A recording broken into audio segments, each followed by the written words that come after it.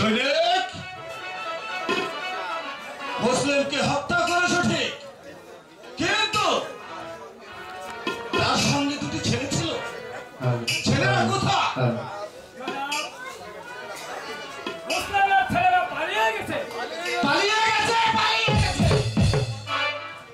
কেমন করে পালিয়ে গেল?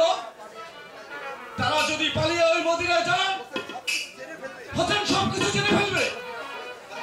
এই মদিনা ছেড়ে আর কোথায় আসবে না।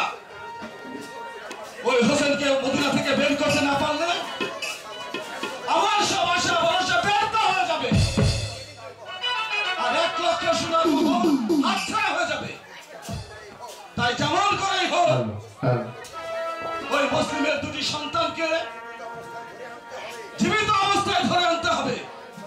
সৈনিক, এই মুহূর্তে তুমি সারা রাজ্যময় ঘোষণা করে দাও, মুসলিমের দুটি সন্তানকে যেখানে যে অবস্থায় ধরিয়ে দিতে পারবে